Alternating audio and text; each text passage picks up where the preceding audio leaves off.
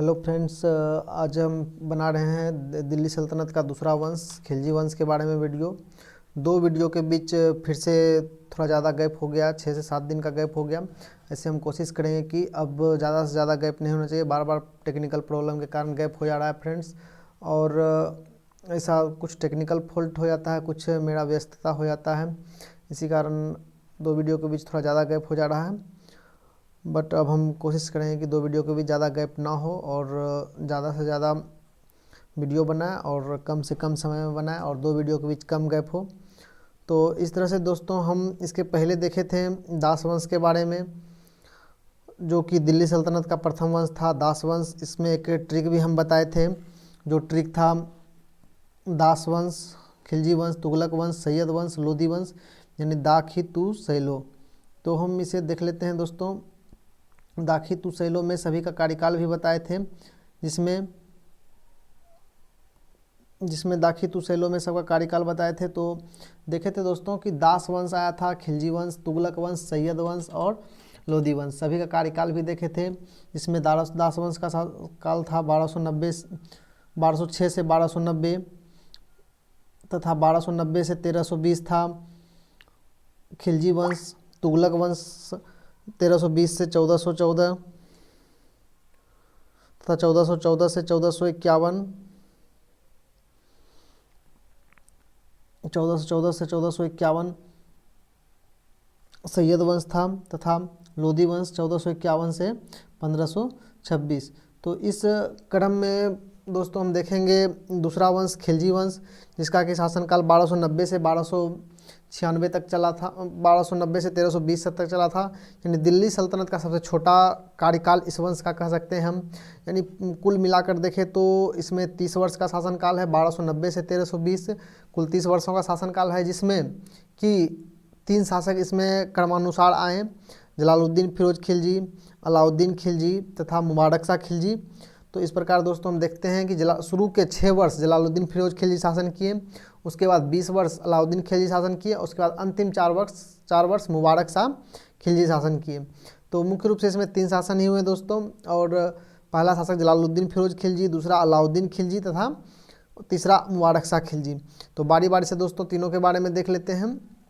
तथा जिस प्रकार दिल्ली सल्तनत में दास वंश में एक ट्रिक बताए थे दोस्तों, कु आई फिर बमना बके, उस प्रकार दोस्तों इसमें कु आई फिर बमना बके जो दास वंश का शासक हो गया, उसके बाद फिर नेक्स्ट शासक का भी एक ट्रिक है दोस्तों, जो कि हम लिख दे रहे हैं इसमें, देख लीजिए। ये शॉर्ट ट्रिक है याद करने का। ऐसे फ्रेंड्स आप लोग इस तरह से ऐसे भी याद रख सकते हैं शासक का नाम। छोटा ट्रिक है ज अमू गमू फिना बसीबड़ा। तो इसे हम दोस्तों आगे देखेंगे फिना बसीबड़ा को, और फिलहाल हम देख रहे हैं ज अमू गमू, यानी जलालुद्दीन खिलजी, अलाउद्दीन खिलजी तथा मुबारक शाह खिलजी। तो ज अमू गमू फिना बसीबड़ा के तहत हम देख लेते हैं आगे के 3 शासक, यानी खिलजी वंश के 3 शासक, जलालुद्दीन खिलजी, अलाउद्दीन खिलजी तथा मुबारक शाह खिलजी। इसमें देखते हैं दोस्तों जलालुद्दीन खिलजी जो थे खिलजी वंश के संस्थापक थे, तथा यह इनका शासनकाल काफ़ी छोटा रहा, 1290 से 1296 ईस्वी तक इनका शासनकाल रहा। तथा यह एक जनता के प्रति उदारवादी शासक थे, अर्थात हम कह सकते हैं कि जलालुद्दीन फिरोज खिलजी जनता के प्रति उदारवादी शासक थे और यह बहुत ही अच्छे शासक थे। इन्होंने दक्षिण भारत विजय के लिए अपने भतीजा अर्थात जलालुद्दीन फिरोज खिलजी अपने दक्षिण भारत अभियान के लिए अपने भतीजा, जो कि बाद में दामाद बन गए थे, अलाउद्दीन खिलजी को भेजे, और इन्होंने दक्षिण भारत विजय करके जो संपत्ति वहाँ से लूट के लाए, उसका हिसाब मांगने पर इन्होंने अपने चाचा जलालुद्दीन खिलजी की हत्या कर दी। अर्थात हम देखते हैं कि यह भतीजा था परंतु बाद में दामाद बन गया। तो दोस्तों इस्लाम धर्म में ऐसा होता है कि सिर्फ एक ही माँ से जन्मे संतान आपस में शादी नहीं कर सकता, बाकी मौसेरा, फुफेरा, चचेरा, भाई बहन शादी कर सकता है।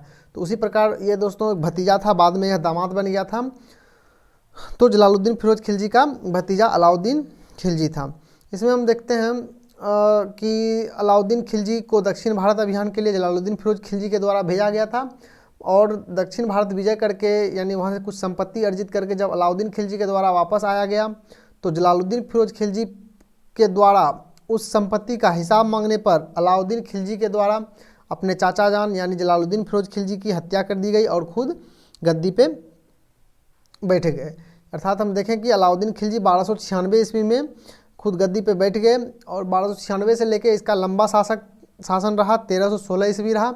यह एक अत्यंत क्रूर शासक थे, अत्यंत गुस्सैल शासक थे। इनका बचपन का नाम अली गुरसाब था तथा इनका अन्य नाम द्वितीय सिकंदर था। द्वितीय सिकंदर क्योंकि यह सिकंदर के भांति पूरा विश्व को जीतना चाहते थे, इसलिए इसके ये अपने आप को द्वितीय सिकंदर कहते थे।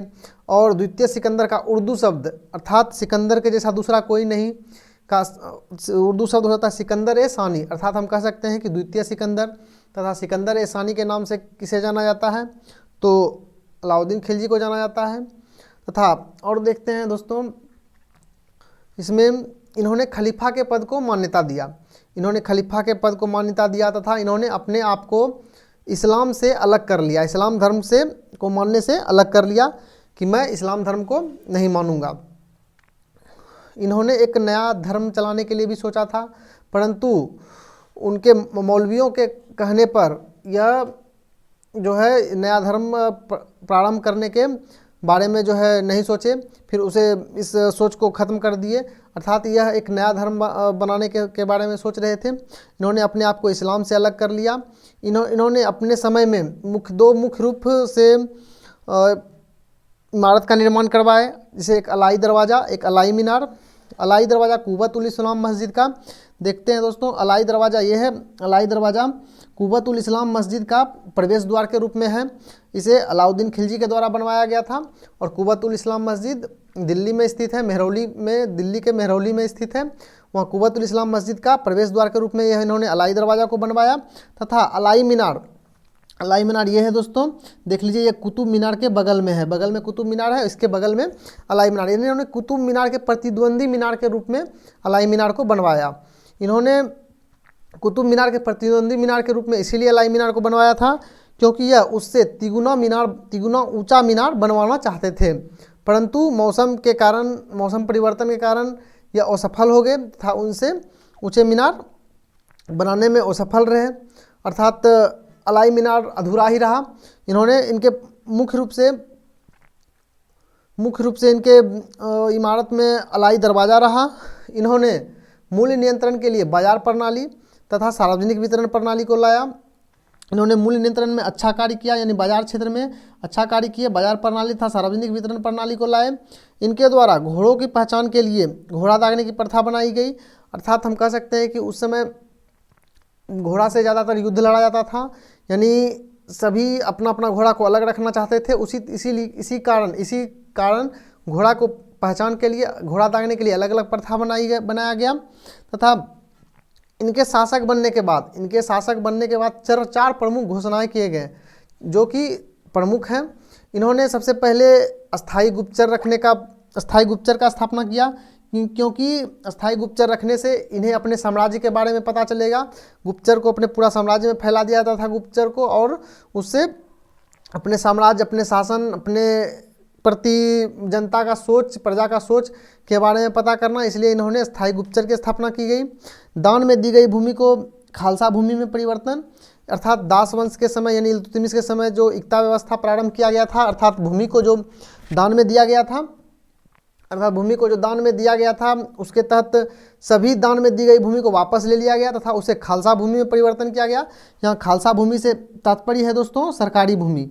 खालसा भूमि से तात्पर्य है सरकारी भूमि, उसे यानी कि दान में दिया गया भूमि को वापस लेकर उसे सरकारी भूमि में परिवर्तित कर दिया गया। इन्होंने मद्य निषेध पर प्रतिबंध लगाए। तीसरा देखें तो इन्होंने मद्य निषेध अर्थात शराब पर प्रतिबंध लगा दिया। तथा चौथा कार्य इनका छोटे त्योहार तथा अमीरों के मिलने पर प्रतिबंध लगाए, क्योंकि अमीर जो है एक साथ मिल के छोटे त्योहारों में या फिर अमीर एक साथ मिल के क्या करते थे, गुटबंदी करते थे, राजा के खिलाफ गुटबंदी करते थे, इसीलिए इन्होंने अमीरों के मिलने पर प्रतिबंध लगा दिए। छोटे त्योहारों में भी इन्होंने प्रतिबंध लगाए, मद्य निषेध पर प्रतिबंध लगाए। तो एक तरह से हम देख लेते हैं कि इनका चार प्रमुख घोषणा, अस्थायी गुप्तचर की स्थापना, दान में दी गई भूमि को खालसा भूमि में परिवर्तन, शराब पर प्रतिबंध, छोटे त्योहार तथा अमीरों के मिलने पर प्रतिबंध। और देखते हैं दोस्तों, ये इन्होंने अपने समय में 6 प्रकार के कर लगाए, जिसमें 4 प्रमुख कर थे। तो 4 प्रमुख कर थे, तो देख लेते हैं 4 प्रमुख कौन कौन थे। और जजिया थे, जकात, खम्स, खराज। 4 प्रमुख कर जजिया, जकात, खम्स, खराज। और देखते हैं दोस्तों कि इन्होंने घड़ी तथा चरी नामक भी 2 अन्य कर लगाए थे। तो देखते हैं कि जजिया कैसा कर था, घड़ी कैसा कर था, चरी कैसा कर था। जजिया जो है यह गैर मुसलमानों से लिया जाने वाला कर था, अर्थात जो गैर मुस्लिम थे, जो मुसलमान नहीं थे, उससे सुरक्षा के रूप में लिया जाता था कर। इसमें 5 से नहीं भी कर लिया जाता था, जैसे में कि जो ऐसे 5 समुदाय थे जिससे कर नहीं लिया जाता था, जो निम्नलिखित थे। ब्राह्मण थे, ब्राह्मण से कर नहीं लिया जाता था, महिला से कर नहीं लिया जाता था, बच्चा से कर नहीं लिया जाता था, तथा बूढ़ा से कर नहीं लिया जाता था। इस प्रकार देखते हैं दोस्तों कि 5 समुदाय थे जिससे कि यह कर नहीं लेते थे। तथा जजिया कर किससे लिया जाता था, गैर मुसलमानों से लिया जाने वाला एक सुरक्षा कर था। जकात यह मुसलमानों के आय पर लिया जाने वाला कर था, अर्थात हम कह सकते हैं कि जकात कर किसे कहते हैं, यह मुसलमानों से के आय पर लिया जाने वाला कर था।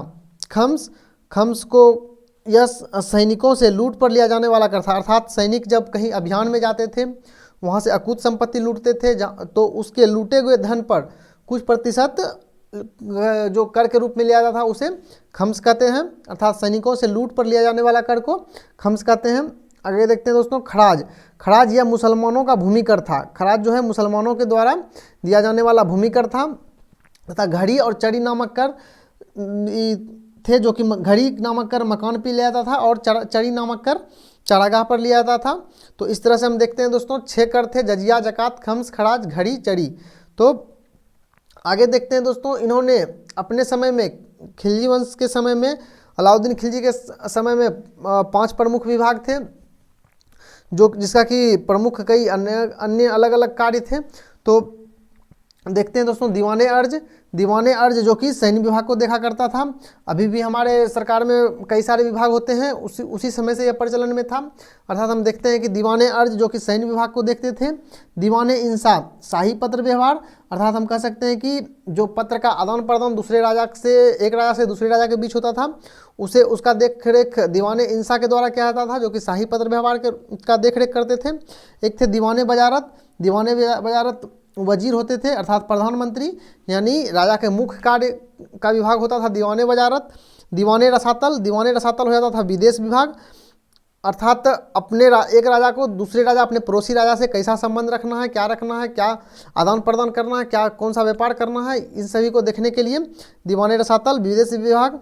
दीवाने रियासत यह बाजार पर नियंत्रण रखता था, अर्थात हम कह सकते हैं कि अलाउद्दीन खिलजी के समय में बाजार नियंत्रण प्रणाली बहुत ही बेहतरीन था, बहुत ही अच्छा था। तथा इन्होंने सार्वजनिक जन वितरण प्रणाली भी सबसे पहले प्रारंभ किए थे। तो इनके समय में 5 प्रमुख विभाग देख लिए। आगे देखते हैं दोस्तों, इन्होंने उत्तर भारत तथा दक्षिण भारत दोनों ओर अपना सैन्य अभियान चलाया, अर्थात हम कह सकते हैं कि यह अलाउद्दीन खिलजी के द्वारा अपने चाचा जी के समय में, अर्थात जलालुद्दीन फिरोज खिलजी के समय में देख लिया गया था कि यह दक्षिण भारत अभियान से ही हमें व्यापार का सबसे अच्छा रास्ता मिल सकता है, समुद्री रास्ता मिल सकता है, अर्थात हम समुद्री रास्ता के तहत व्यापार सही तरीक़ा से कर सकते हैं, जिसके कारण कि साम्राज्य को अधिक से अधिक लाभ होगा। तो इन्होंने, तथा उस समय उत्तर भारत की ओर सर्वाधिक मंगोल आक्रमण होने के कारण भी इन्होंने उत्तर भारत से दक्षिण भारत की ओर अपना रुख किया, और इन्होंने व्यापार के लिए स्थल मार्ग से ज़्यादा समुद्री मार्ग पर ध्यान दिए। इसी कारण से उन्होंने 1297 ईस्वी में गुजरात के शासक कर्णदेव को पराजित किया, अर्थात हम कह सकते हैं कि गुजरात जो कि एक समुद्र के किनारे वाला राज्य है, या गुजरात के शासक कर्णदेव को पराजित कर वहाँ पर अपना सत्ता स्थापित किए, जिससे कि इसे समुद्री मार्ग मिल गया। इस आक्रमण का नेतृत्व खिलजी के तरफ से इसके सेनापति नुसरत खान कर रहे थे, अर्थात अलाउद्दीन खिलजी, इस आक्रमण का नेतृत्व खिलजी की तरफ से कौन कर रहे थे, नुसरत खान कर रहे थे। इसी दौरान उन्होंने, यानी हम कह सकते हैं कि गुजरात अभियान के दौरान ही इन्होंने 1000 दिनार में एक गुलाम को खरीदा, जिसका कि नाम चंद्राम था।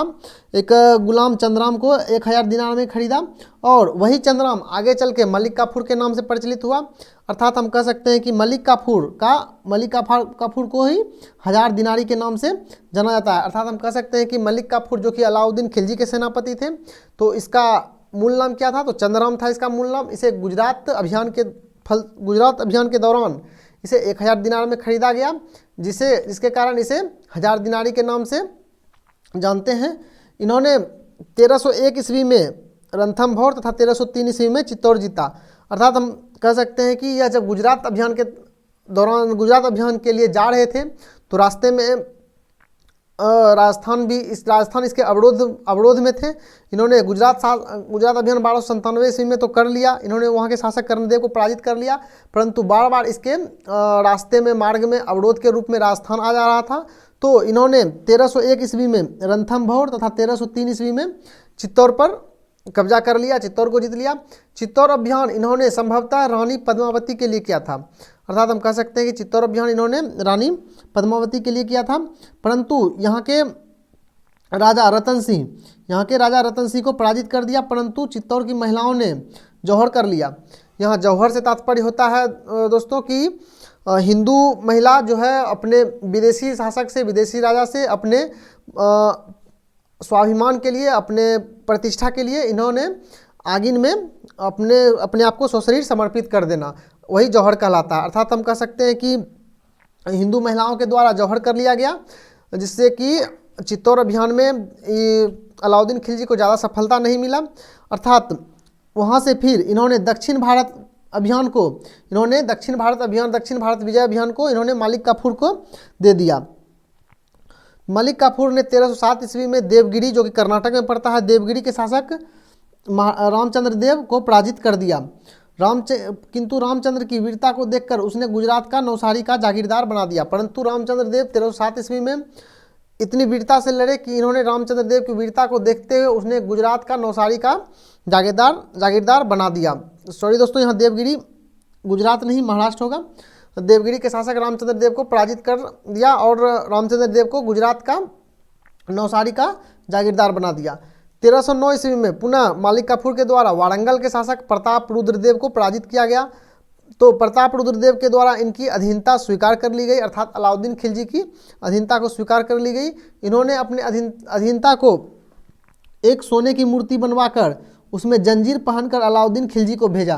अर्थात हम कह सकते हैं कि जब मलिक काफूर के द्वारा वारंगल के शासक प्रताप रुद्रदेव को पराजित किया गया तो प्रताप रुद्रदेव ने अपनी अधीनता को इस प्रकार स्वीकार किए कि उन्होंने अपने सोने की मूर्ति बनवाकर उसमें जंजीर पहनाकर अलाउद्दीन खिलजी को भेजा और साथ ही साथ कोहिनूर भी भेजा, अर्थात उनकी अधीनता स्वीकार कर लिए। अर्थात यह मूर्ति भेजकर वह अपना अधीनता को स्वीकार कर लिए, वह दर्शाए कि मैं आपका अधीनता स्वीकार कर लिया हूँ। 1310 ईस्वी में मलिक काफूर ने होयसल वंश पर आक्रमण किया,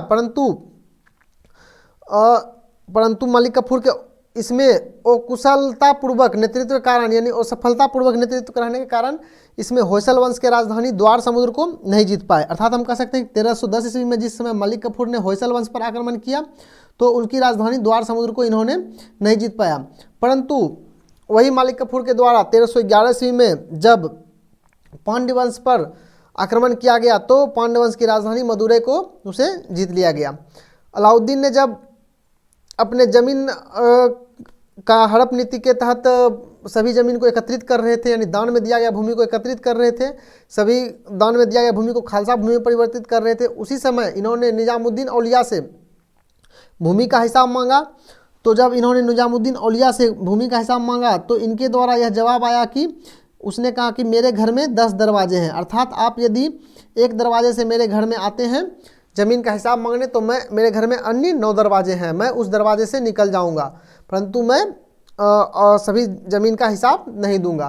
तो इससे इनके वजीर, प्रधानमंत्री इससे जो है अलाउद्दीन खिलजी को मना किए कि ये धार्मिक मामला है, धार्मिक मामला में नहीं पड़ना चाहिए।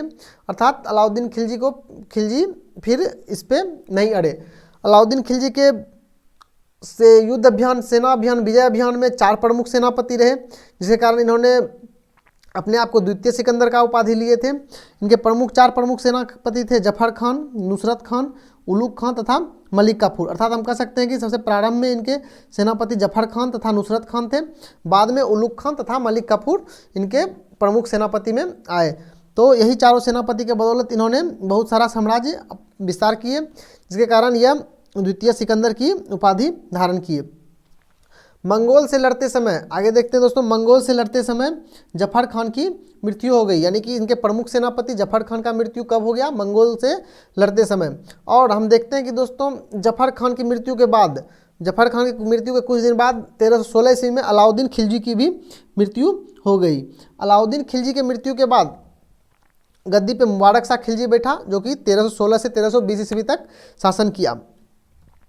अलाउद्दीन खिलजी जब इन्होंने अपना साम्राज्य प्रारंभ किया था, तो यह अभियान चलाने के लिए सैनिकों का ड्रेस कोड का निर्धारण किए थे। इन्होंने सैनिकों के लिए ड्रेस कोड का निर्धारण किए थे, तथा दास वंश में जो इक्ता व्यवस्था प्रारंभ हुआ था, इक्तादारी व्यवस्था प्रारंभ हुआ था, यानी सैनिकों को वेतन के बदले भूमि देना प्रारंभ किया गया था, वो इनके समय में खत्म हो गया। अर्थात हम कह सकते हैं कि इन्होंने सैनिक को नगद वेतन देना प्रारंभ किया, परंतु यह नगद वेतन किस प्रकार का था? मासिक नगद वेतन नहीं था दोस्तों, यह वार्षिक नगद वेतन था। अर्थात इन्होंने अपने सैनिकों को के लिए ड्रेस कोड का निर्धारण किए, तथा इन्होंने अपने सैनिकों को नगद वेतन देना प्रारंभ किया, तथा इन्होंने भूमि का माप करवाकर उसके आधार पर लगान का निर्धारण किए। अर्थात लगान एक प्रकार का कर होता है, जो कि अभी भी हम लोग देते हैं। तो इन्होंने भूमि का माप करवाकर तथा उपज के हिसाब से उनके आधार पर लगान का निर्धारण किए। इन्होंने कर चोरी को रोकने के लिए इन्होंने प्रांतों की गवर्नर की शक्ति को समाप्त कर दिए। अर्थात हम कह सकते हैं कि प्रांतों की गवर्नर की शक्ति को पूर्ण रूप में नहीं समाप्त किया गया, सिर्फ कर चोरी को रोकने के लिए कुछ शक्ति को समाप्त कर दिया गया। इसके बाद मुबारक शाह खिलजी 1316 से 1320 शासन के लिए आए। इन्होंने, यह कोई योग्य शासक नहीं थे, जिसके कारण खिलजी वंश का अंत हो गया।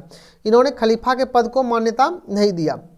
यह एक ऐसा शासक थे जिसे कि साम्राज्य से कोई मतलब नहीं था। इन्होंने दरबार में कभी कभी महिला का वस्त्र पहनकर आ जाया करते थे, तथा कभी कभी यह निर्वस्त्र भी आ जाया करते थे। तो मुबारक शाह खिलजी के इस रवैया के कारण, इस ढुलमुल रवैया के कारण ही खिलजी वंश का खात्मा हुआ तथा खिलजी वंश का अंत हुआ। अर्थात हम कह सकते हैं कि मुबारक शाह खिलजी के अयोग्य शासन व्यवस्था के कारण खिलजी वंश खत्म हुआ।